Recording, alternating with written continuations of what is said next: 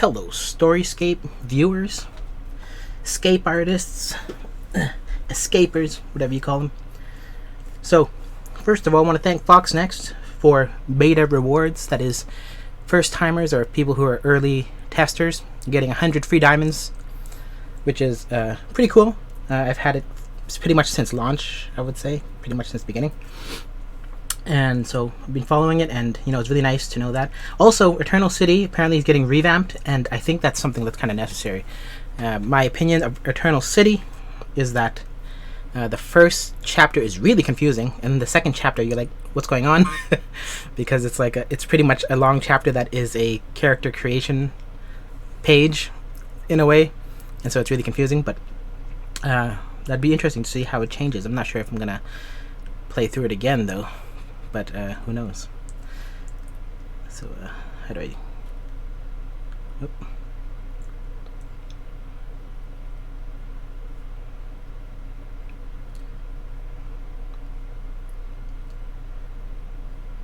So a lot of revamps. So check that out if you're interested.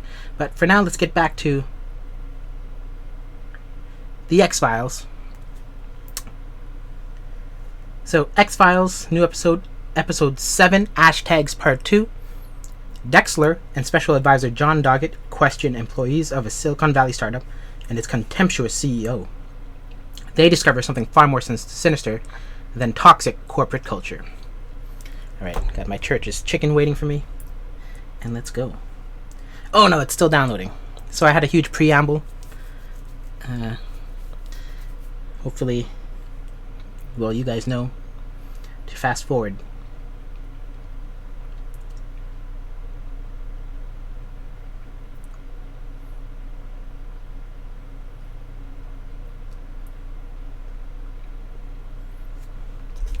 Clear the throat.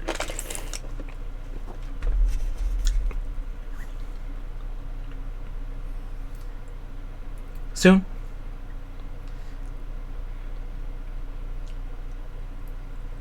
So there it is. What Senator Knudsen told me is confirmed. The Pierce Institute's been contracted to oversee the X-Files. A.D. Skinner hides it well, but I imagine his pride's taken a beating. He has to take orders from civilian consul Gregory Pierce. I look over to Agent Fulton.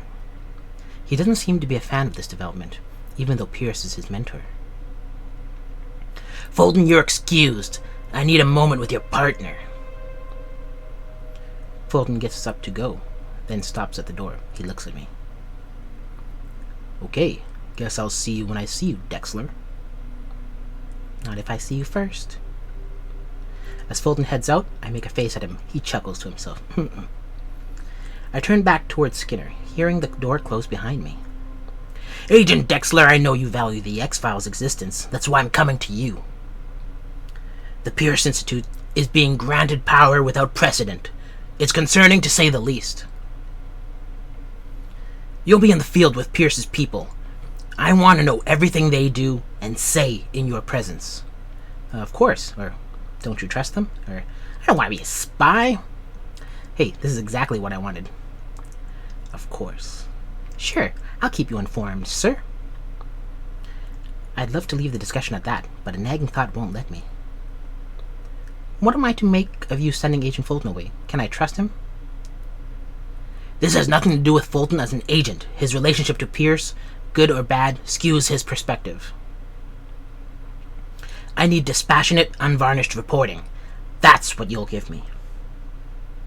I leave Skinner's office with my head spinning. There's so much to process. The Institute, Fulton, the X-Files, heck.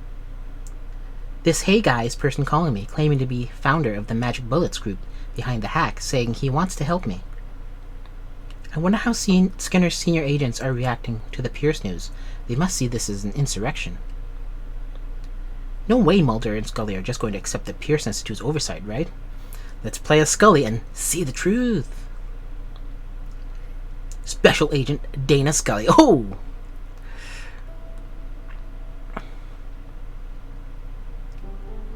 "4 nights ago, 8 people disrobed and leaped to their deaths in different locations around Manhattan, landing at the same time.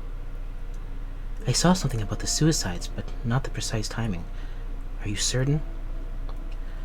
CCTV cameras captured the deaths. I synced up the time codes. They fit. The jumps were orchestrated. That is interesting, but don't you think we should be talking about the Gregory Pierce situation? We absolutely should, but you'll want to hear this. I'd heard rumblings that some of the deceased were former NSA assets, so I looked into it. I recognized 2 of them. They were men in black, Scully. CIA assets who once worked for the same shadow conglomerate as our old friend, the Cancer Man, the Syndicate. Okay, that is odd. Are you sure? We have enough work.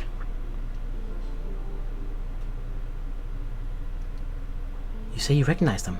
How long ago did you last see them? It's easy to be mistaken.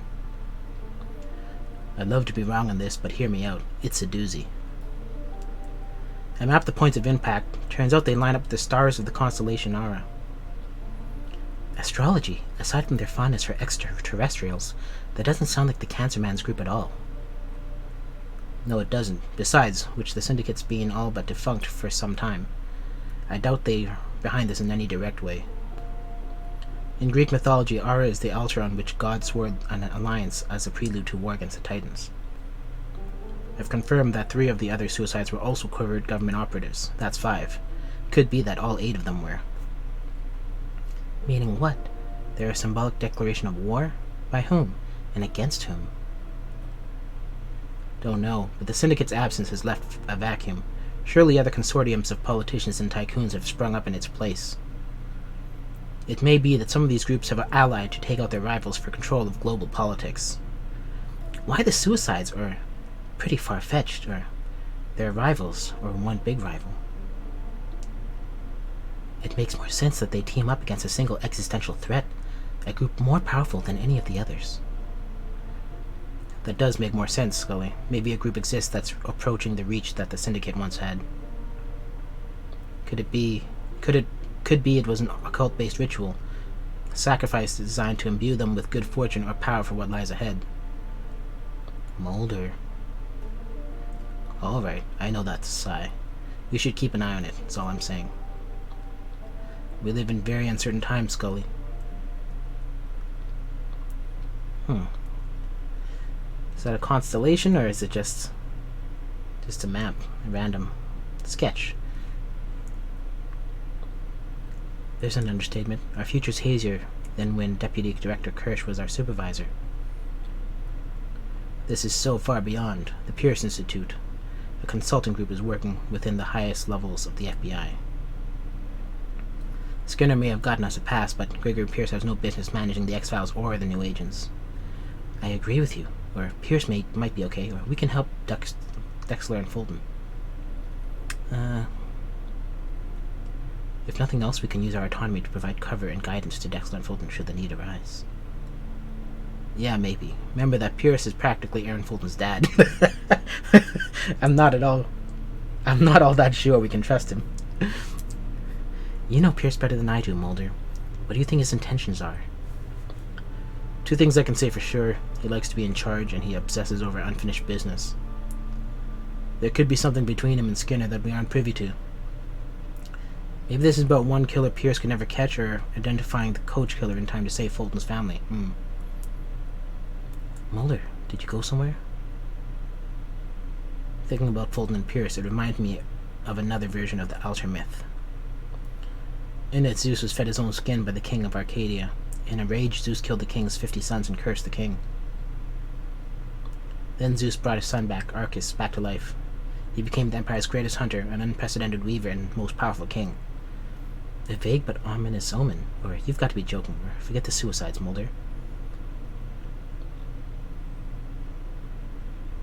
Are you suggesting some sort of connection between the Manhattan suicides and Pierce and Fulton? Even for you, that's really out there. You know what else is out there, Scully? Please don't. The truth. The truth is out there. This is kind of funny, the dialogue, but it doesn't really feel like Mulder and Scully when I'm reading it. I don't know why. Special Agent Jess Dexler. I stopped considering Scully and Mulder's concerns and focused on my own priorities. I packed for San Francisco to work on the latest case. Over 10 days, a social media account has correctly predicted the chance deaths of 4 Stanford students, each within an hour of their demise. While Fulton's been sent to investigate the deaths themselves, I'm tasked with learning about the account making the predictions. Just as odd as the Ashtag account's spot-on predictions is the claim by the app's creator, Ty Wright, that the account doesn't actually exist. Fulton and I are each being paired with a Pierce Institute consultant. Whether the scenario is the new status quo, I have no clue. I also have no clue who I'm partnered with. I know exactly one Pierce employee, the one who helped me survive Alaska. After my flight and check-in, I rideshare to the M.M. Wright corporate headquarters in Palo Alto, where I'm met by my Pierce partner. Is it Doggett? Doggett? John Doggett, Marine turned cop turned federal agent turned consultant. His smile is a sunny morning. I feel myself beaming from ear to ear as I stride towards him. He offers a handshake. Shake his hand, offer a fist bump, or steal a hug. With a grimace, I swat Doggett's hand away and swoop in for a tight embrace. Remember when you came on to him in the first episode? Doggett hugs back. I feel him chuckle. Good to see you too, Dexler. We start to stroll toward the steel and concrete office building. I wondered if it might be you they'd pair me up with. I don't even do field work anymore. I'm pretty much Greg Pierce's right hand. But when I heard I could work with you again, well, I tried to flee the country, but they nabbed me at the border. You're X-Files now, huh? And on purpose. I worked with someone like that once. Just once. You know Skinner won't get rid of me that easily. Doggett looks at me, chuckles to himself, and looks away. Seems the world's been good to you these past years, Dexler. I worked hard for it. Or wait, are you being sexist? Or, you look incredible. Maybe so, but I haven't gotten better looking with age, unlike someone I know. Man, this girl's so thirsty. I watch Doggett try not to blush. It's adorable. Yeah, I hear that Fox Mulder's even more of a dreamboat these days. I haven't seen this app in action yet, but the way Skinner describes it gives me the shivers. Kids are using it to dump on each other. Dirty laundry, slut-shaming, sexism, racism, sometimes all in one post. Awful. So, with the Institute's new role and everything, how do you want to do this? Far as I'm concerned, you're the federal agent. It's your lead. I'll give you suggestions, but not orders. We step inside, where a sharply dressed executive assistant radiating charisma greets us. Mr. Doggett, Agent Dexler, I'm Jenna Mathis, assistant to CEO Ty Wright. Welcome to the M.M. Wright campus. Please take a pass card. Employees and visitors must have one at all times. We'd prefer our doors to be open to all, but it isn't practical.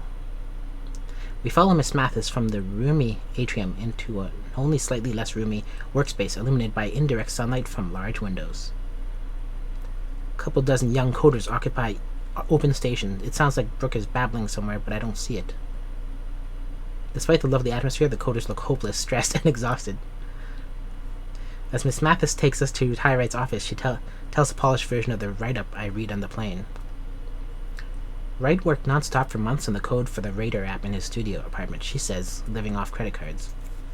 Venture capitalists were so wowed by Wright's prototype that he became worth $500 million on paper overnight. Ty demanded that he retain full autonomy, which he has instilled in our corporate culture. Independence is the key to uncorking the full potential of M.M. Wright's pool of talented employees.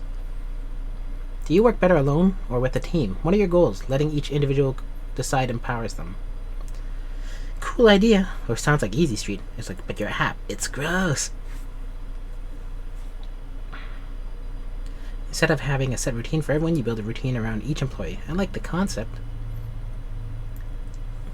Of course, it means we have to be particular about our hires, but we have no shortage of impressive applicants. I recognize Ty Wright from pictures, like a Silicon Valley cliche. He's got on t-shirts, cargo shorts, and flip-flops. Ty, I was just finishing their tour. Thank you, Jenna. I'm sure they'd like to get to the meat of it. Let's convene in my den. He turns around with a lazy wave, and we follow him to the office he calls his den. Most of the room is like your typical executive office, contemporary and sterile, but look to the other side, and there's a plush couch, recliners, an HDTV, and more gaming consoles than any one person needs.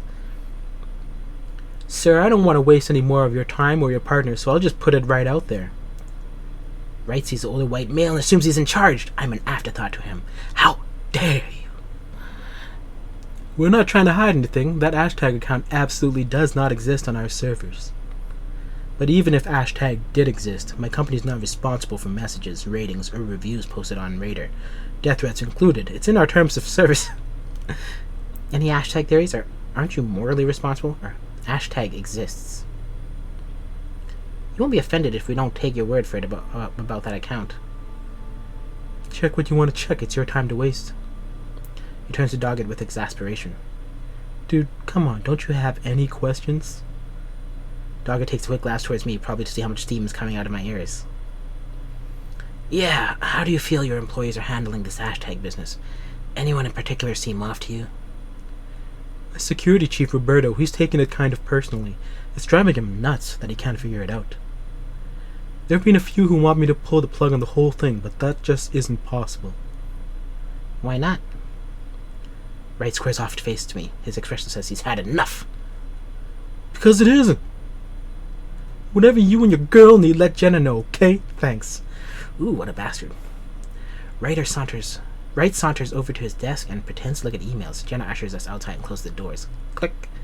As Ty said, anything you need, let me know. You're welcome to go anywhere your pass card allows. Where's that security chief you mentioned? Roberto Alameda? His office is just off the main innovation hub, the room with the brook. Miss Mathis departs, leaving me alone with Doggett. Wright was rude, or did she say the brook? Or you let me down. So that was a brook. The place is something else. I thought it was a recording. We could use one of those at the Institute. What do you say we go find the security chief? Before I can answer, Doggett, my phone sounds off. Fulton, I'd better take this.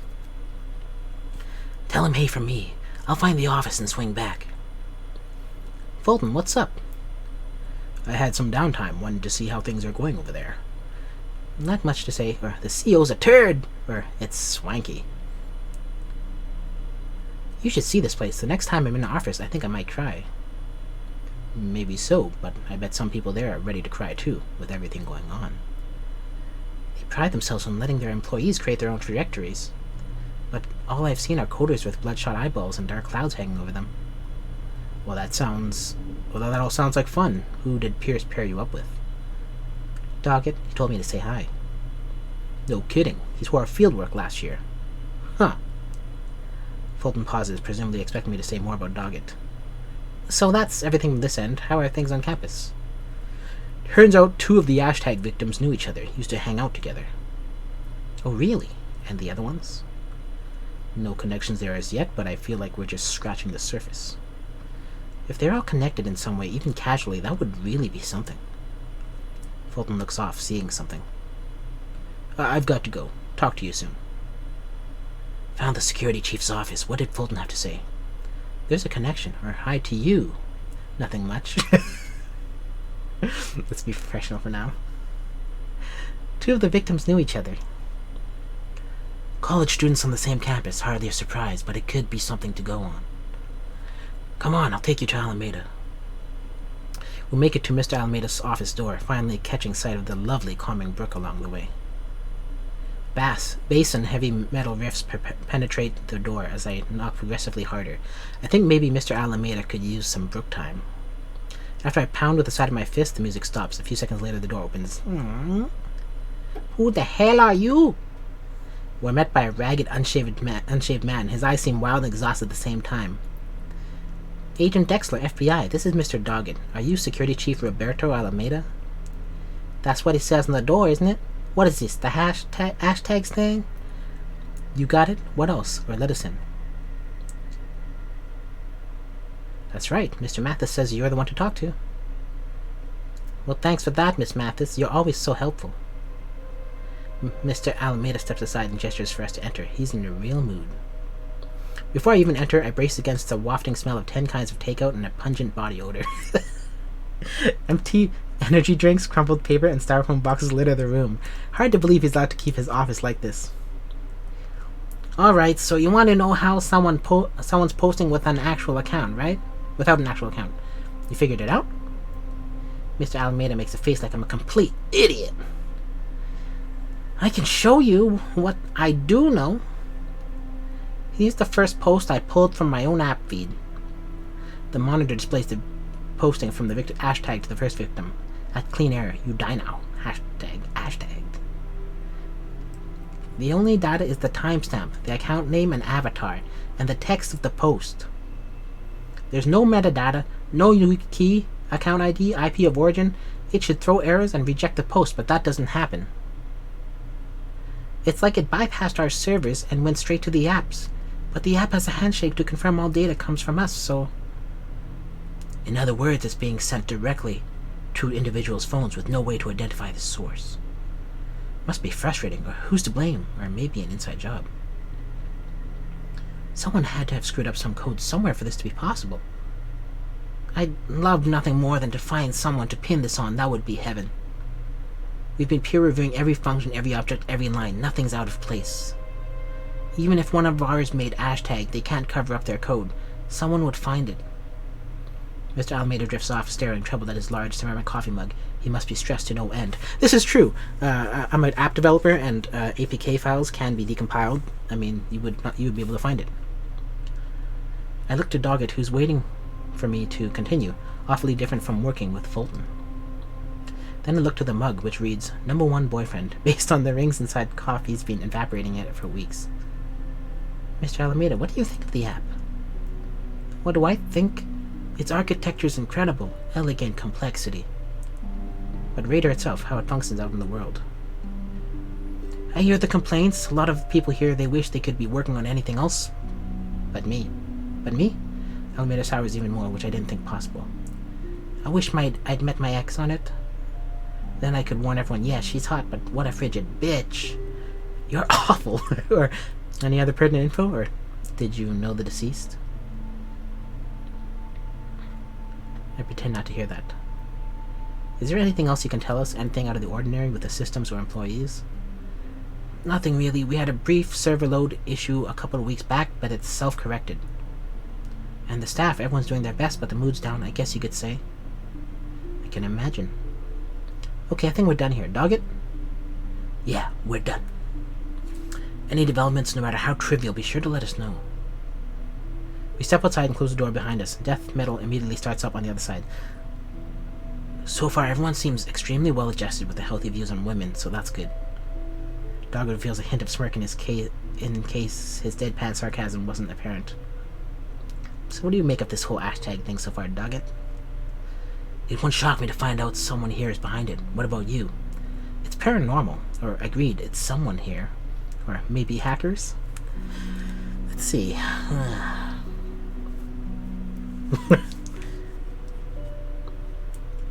I'm assuming you know about the X-Files hack.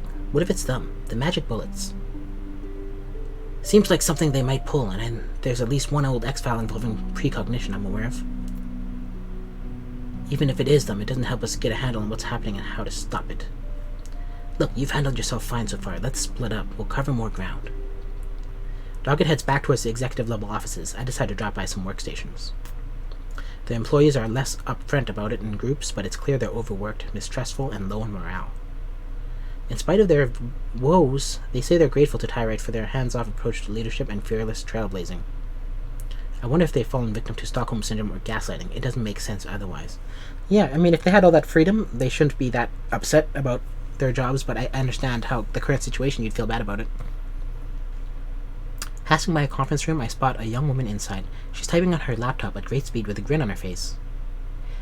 I think better of interrupting her, but then she pushes away from the table, rolling back in a chair with a relieved sigh. I knock next to the open door and introduce myself. She says her name is Cecily Lowe. You look like someone who just finished a big task. Part of one, and it took only twice as long as estimated, as opposed to the usual thrice. You seem happy. Well, why so long? Or are you a loner? You're a bit more chipper than the rest of your co-workers. Yeah, I know. 2 reasons for that, right? First, I divorced myself from them. They worked in what I now call the Viper Pit of Despair. Second, I'm working on a project I'm genuinely excited and passionate about. What is it you're working on? Cecily Lowe's eyes widen. She puts hands up to her sides like she's holding an invisible beach ball. The nuclear option. Nuclear? Yeah, it's the option that lets a user nuke their Radar account. Every post-pit DM like and rating gone. Of course, we have to keep an archive on our server for legal reasons, but they'll have the freedom to be free. What happens now if someone wants to leave? they'd have to delete it all one at a time. Click confirm, all while having to revisit interactions with exes and trolls. You're doing good, or what a pain, or Wright's priorities suck.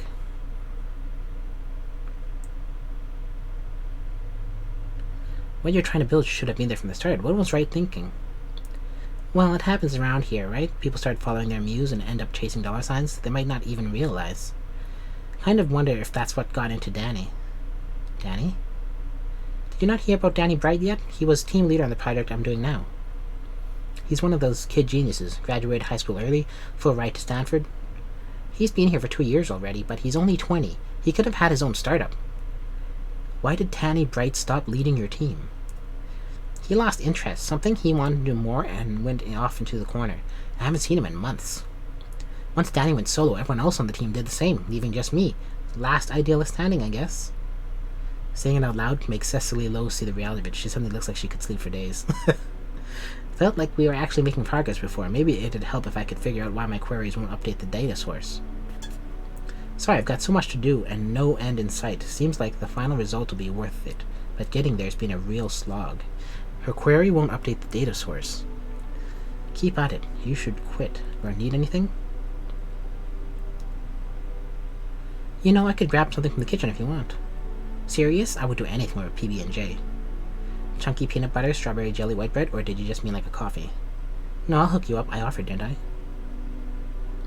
I make my way to the kitchen where loaves of bread and jars of peanut butter rest along a countertop. Finding a plate and knife along with some strawberry jelly from the fridge, I assemble Cecily's sandwich.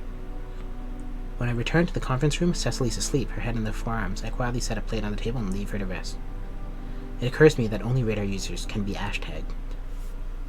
If Ashtag is doing more than making predictions, if it's responsible for the deaths, Cecily's work could be a way of opting out whenever it's finally finished. Who knows how many more will die between now and then? Who knows how much of anything about what's happening? Doggett texts me to meet him outside. I hope comparing notes will shake something loose.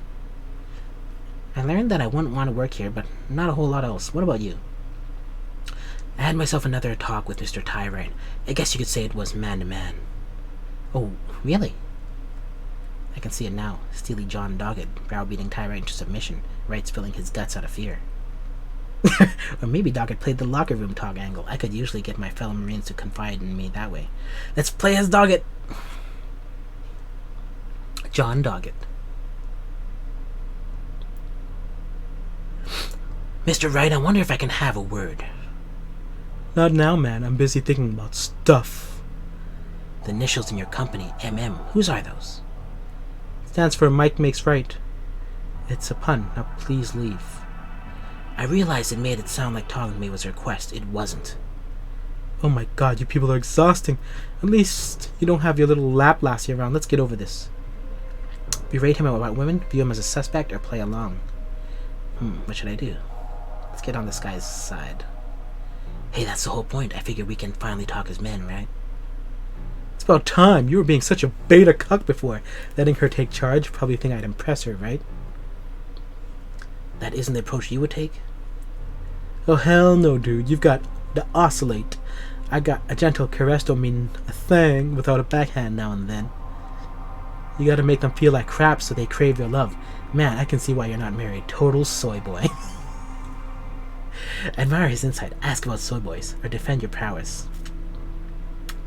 Stroke this guy's ego. No, you're probably right. I can see you know what you're talking about. Hell yeah, I do. I can get women to do anything I want. So you must be banging that assistant of yours, right? That phony slut? No way. I keep her around because she's good at her job and even better to look at. Right, I hear you, but we're getting off track. I want to talk about Raider and this Ashtag account. There must have been something you were holding back before with a woman in the room. I created Radar because dating apps are all garbage. They let women lie about everything and make like they're too good for you. Radar shows you what they are. Sluts, bitches, and ice creams. Oh, it all makes sense. Tell you something else. Tell you something else. They all have a price. I couldn't get a chick to look at me until I started making bank. Play along for motive, question his maturity, or show compassion. Hey, I hear you. I'm surprised only one of the Ashtag users was a chick. Those dudes were douche canoes. The jock wasn't so bad in Radar, but he's a jock, and the other two were total frat boys. Bros. The world's better off without him. Doesn't make a difference either way. Most people suck. When radar goes global, everyone will see it. That's what I want. Let them discover the worst in each other and burn it all to the ground. Once we get rid of this Ashtag crap, we can finally move forward. Well, that certainly tells me what I need to know. So I'll say this once to be very clear. You got serious issues around women, Ty. You might want to reconsider what world you might think you're living in. I want you out of my office. You and your little chica aren't welcome here. Jenna! Yes, Ty? Get him the hell out. Anyone comes to this door again and you're gone. Of course, if you follow me, Mr. Doggett. I trust you and Ty had an enlightening talk. He's terrible. Or yes? Or are you aware of his views? You know what he really wants Raider for? He's ranted in my presence enough that I have a good idea of it. I just tell myself this job isn't forever. It's a resume builder. Expose the toxicity or change the company from the inside, or you should quit. As his assistant, you're in a place of power. People will listen to you if you try to change the culture. I can give good pep talks, but I can't change Ty. He's locked into his mindset. I wouldn't even know how to start. Go over his head if you have to. If you're ambitious, it could be to your benefit. Our backers might share his views. Worst that happens is they fire you and you find a better place to work. Easy for you to say. I'd love nothing more than to see Ty get what's coming to him, but I'll think about it. That's all I ask, Miss Mathis. You need anything, I'll be around.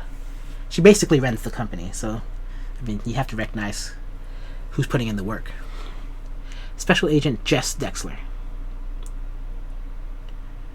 So, are you going to leave me in suspense? What did Wright say? I'd rather not repeat it. Because it was guy talk? Because nothing he said was worth a damn. Everyone else I interviewed was too worried about keeping their jobs or finding new ones to be of any use. Just seemed to care about themselves. They're demoralized, or I met a decent employee, or someone mentioned a missing coder. Did you happen to come across a Danny Bright, younger guy? Someone said she hadn't seen him in months. I heard about that kid. Didn't see him. But there were a lot of locked doors my pass card wouldn't work on. So Danny's job is to eliminate people from Raider, but maybe he goes too far. Hard to tell if someone's working in one of these rooms, telecommuting, or just playing hooky. Doggett, what are we looking at here? There's a lot that's wrong in those offices. But nothing criminal, nothing that tells us anything about Ashtag or how this is an X-File. I talked to Pierce today. He's working with your guy Fulton. He says he might have a theory, but that I won't like it. What does that mean? He's going to propose how this is an X-File, which means he'll consult with his chief researcher, which means things are about to get stranger. We head back to the hotel. Doggett has plans to visit a friend while he's in town, and Fulton and Pierce are still on campus. So I'm left to my own devices. I take a long walk in the brisk early evening until the inviting sense of a bakery cafe draw me in. I sit with a chai tea, slowly working on a chef salad and fresh roll. Then it's back to the hotel for a long shower with my thoughts. I contemplate the idea of Raider, whether students knew what they were getting into, whether the resulting drama became the appeal for others. I emerge from the bathroom to find that my phone's been blowing up. There's been a new Ashtag post. I call Fulton and he tells me the news. He died right there in front of us. All I could do was watch. Poor kid. Are you okay? You failed him!